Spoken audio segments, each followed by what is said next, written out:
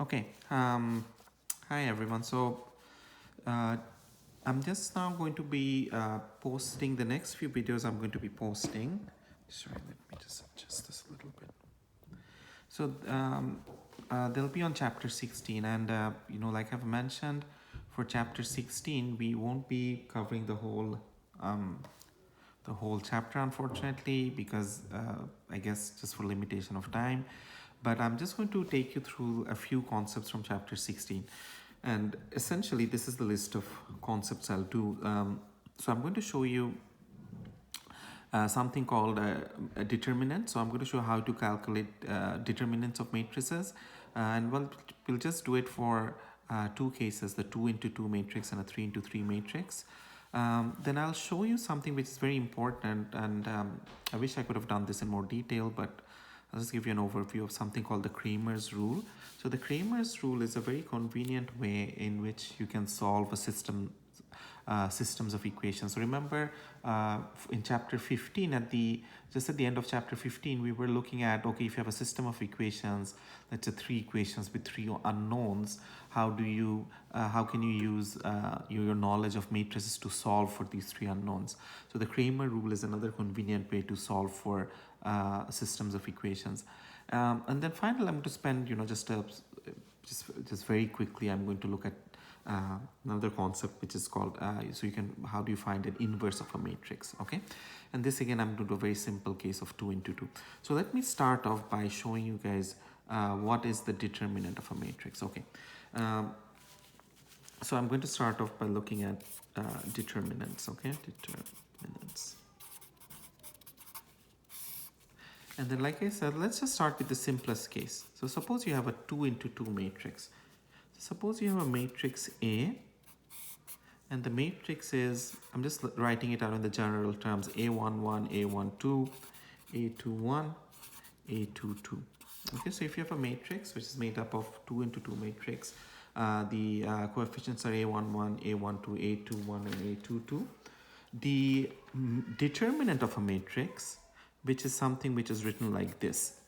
Okay, so the letter A, or the matrix, the letter of the matrix, and then you put 2 lines on the side of it. This determinant is calculated as the cross product of A11 into A22. So A11 into A22 minus A21 into A12.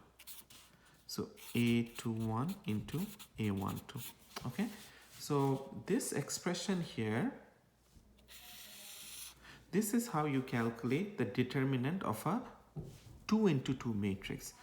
So this is essentially a characteristic for matrix, and it's very simple to find. You just take the cross product of A11 into A22 minus A21 into A22. And when you do this, you're going to get some number. So you're going to get a number.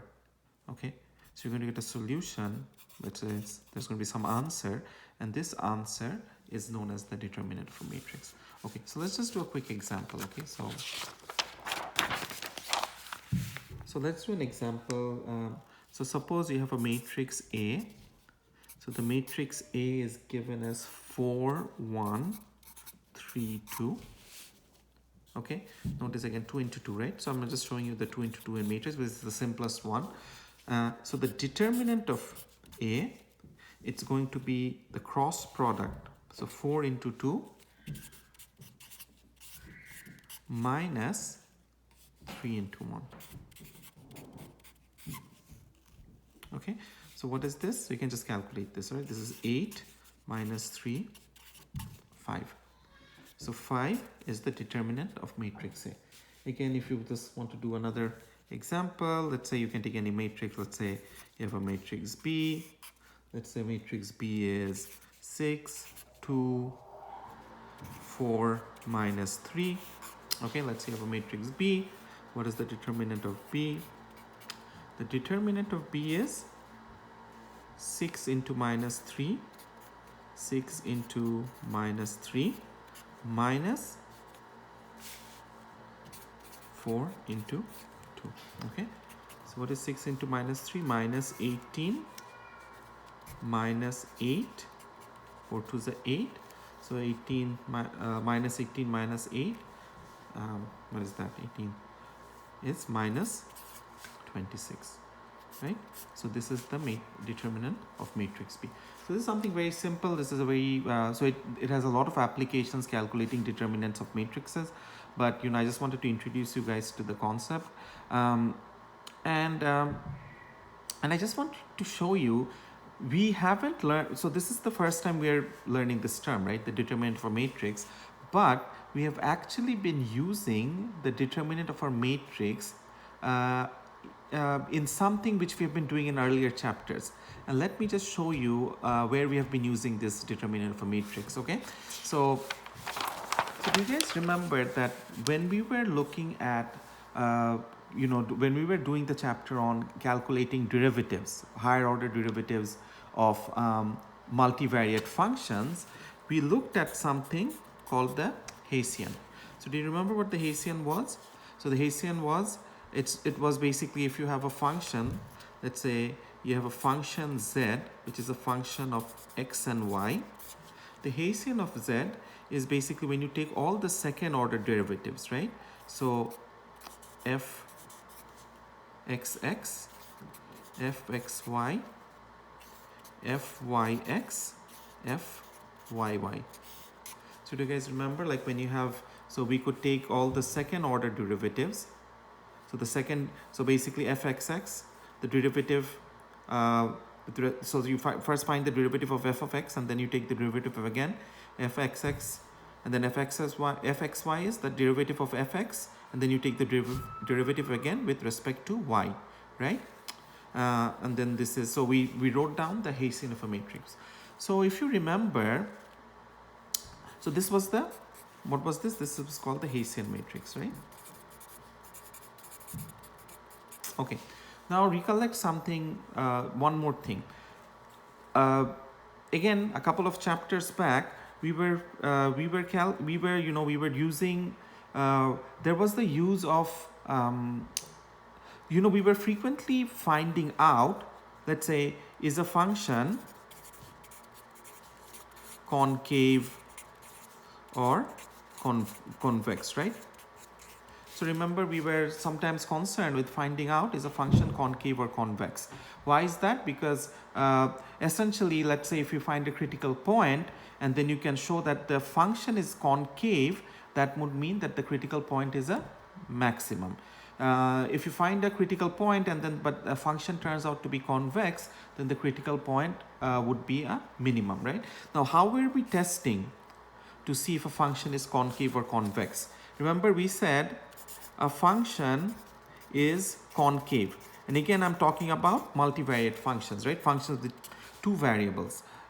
So we said a function is concave if f of xx is less than or equal to 0, f of yy is less than equal to 0, and then there was this third term, remember, f of xx, f of yy minus f of xy whole square has to be greater than or equal to 0, right? So when we were doing these tests of concavity or convexity for functions for these multivariate functions, we usually looked at these three things.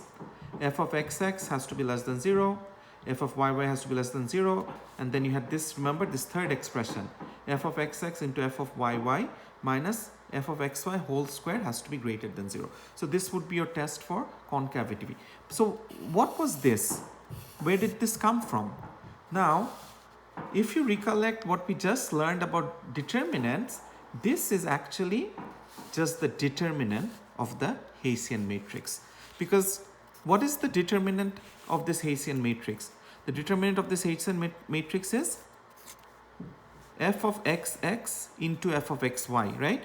So if I ask you to find the determinant of H, f of xx into f of yy, the cross product, and then minus this, f of xy into f of yx, right? So this would be the determinant of this matrix, Hessian matrix H.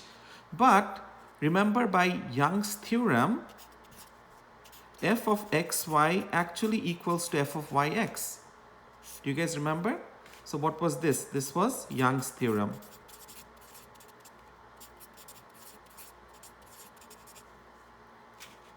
Right? So this was Young's theorem. Sorry, I think I got the spelling wrong. Young's theorem. So now look here. So this one was this one is f of xx into f of yy. And over here we had f of xy whole square. Why? Because according to Young's theorem, f of xy is equal to f of yx. So you can just, if you replace f of yx by f of xy, f of xy into f of xy is f of xy square. So actually when we're looking at these three conditions, the third condition was just the determinant. So third condition was just the determinant of the Hessian. Okay. So I just wanted to show you guys that even though this is the first time we're learning this concept of determinants, we actually have been using this determinant measure for our previous, for some of the previous problems we have done as well. Okay. So in the next video, I'm going to show you how to do the determinant of the 3 by 3 matrix, which is a bit more complex.